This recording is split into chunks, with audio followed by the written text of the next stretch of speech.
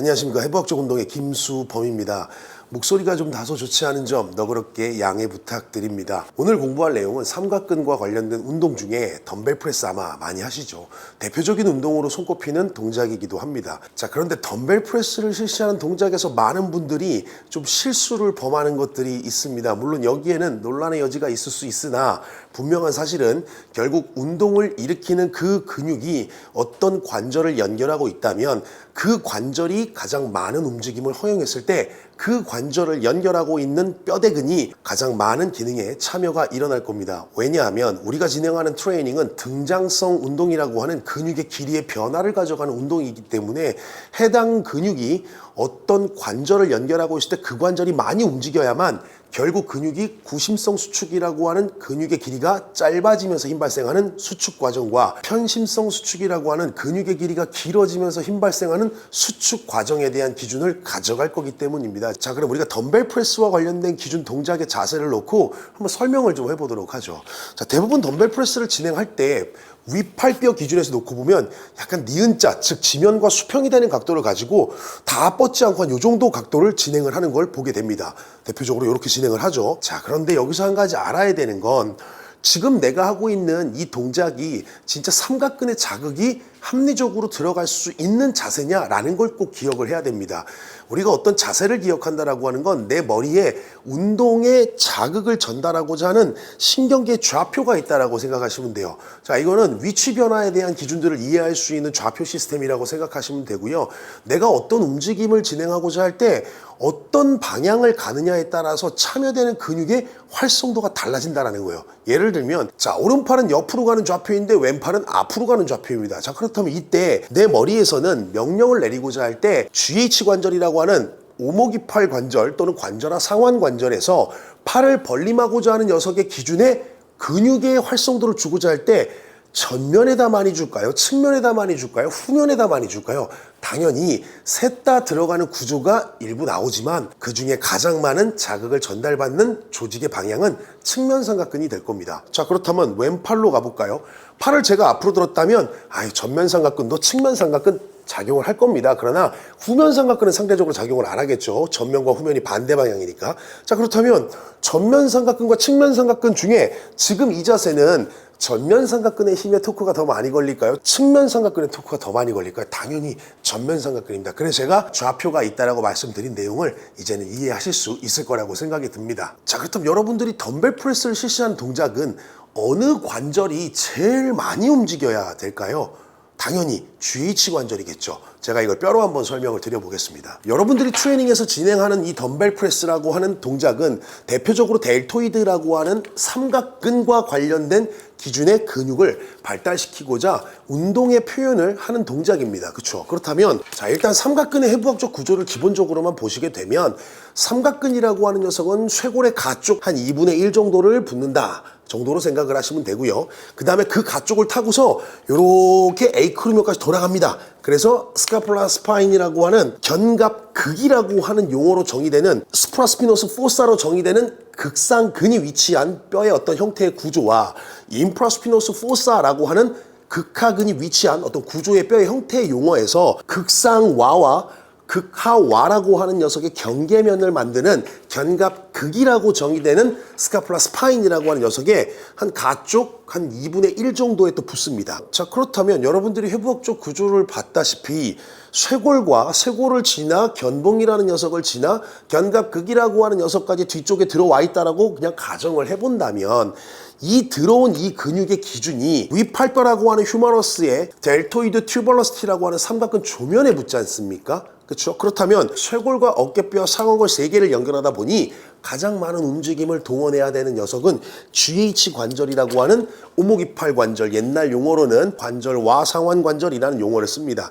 자, 제가 하나만 더 표현을 해보면 여기 어깨뼈에 붙는 기준에서 팔 벌림이라는 녀석이 일어날 때 AC 관절과 ST 관절도 굉장히 많은 돌림 운동의 기준을 가져가야 됩니다. 왜냐하면 기시부라고 하는 녀석의 기준을 갖고 정지부가 기시부에 대해서 회전 운동을 펼치고자 할 때 얘가 완전히 들어올려지지 않는다라고 하는 건 견갑골이 상방회전이라고 하는 위돌림 기전을 수행하지 않게 되면 팔이 완전한 벌림 구조를 가져갈 수가 없거든요.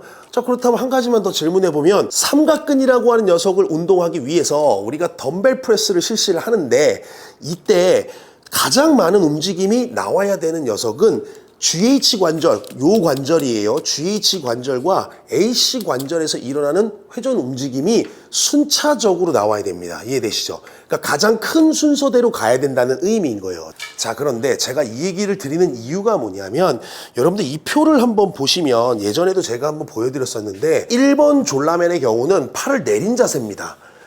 2번 졸라맨의 경우는 팔을 90도만큼 벌린 자세예요. 3번 졸라맨의 경우는 팔을 완전히 벌린 자세예요. 여기 끝에 나와 있는 숫자가 180도라고 생각을 하시면 됩니다. 자, 근데 우리가 니은자에서 시작한다라고 하는 건 어떤 거죠? 약 90도 정도가 되죠.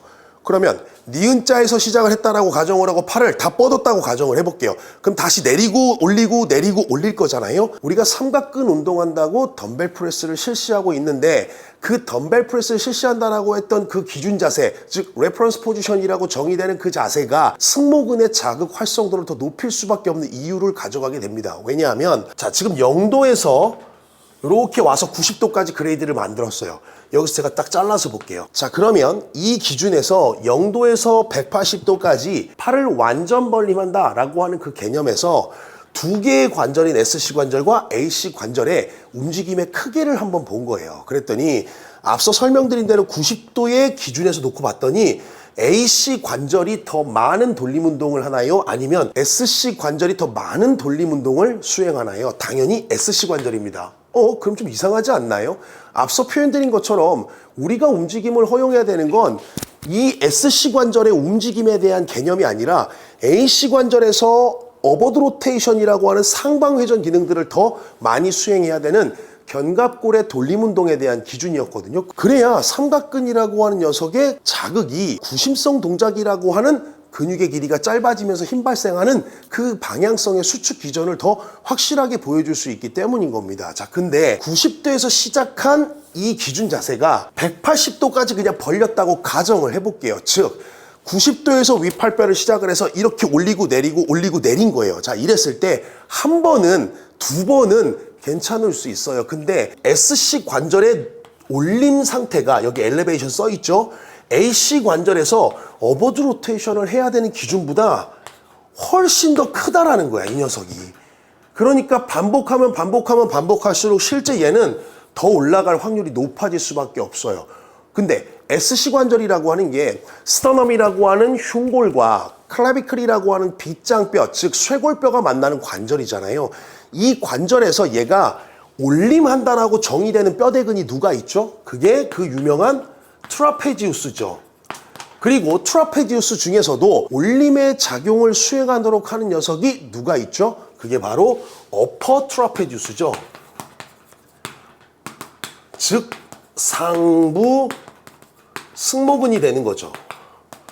자, 그러면 선생님들이 상부 승모근의 방향성이 일어나게 되면 어떤 현상이 생기냐면, 흉쇄관절에서 올림 토크가 더 큰 각도를 가져가게 됐을 때는, 극단적으로 제가 표현드리면 쇄골이 올라간 상태에서는 팔을 다 뻗기가 더 힘들어지는 상황이 생깁니다.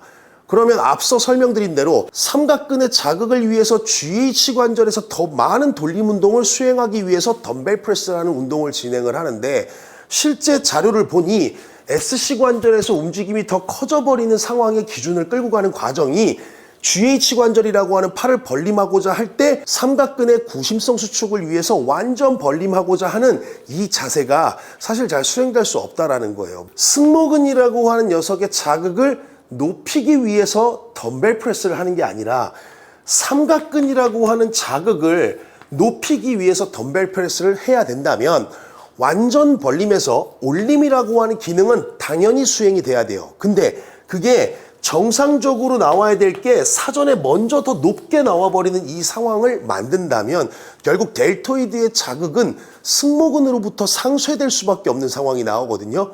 그러면 이제부터 자세를 조금 바꿔주기만 하면 됩니다. 제가 실기 영상에서 이 자세에 관련된 부분들을 구체적으로 다뤄드리도록 하겠습니다. 실기 영상으로 넘어가 보시죠.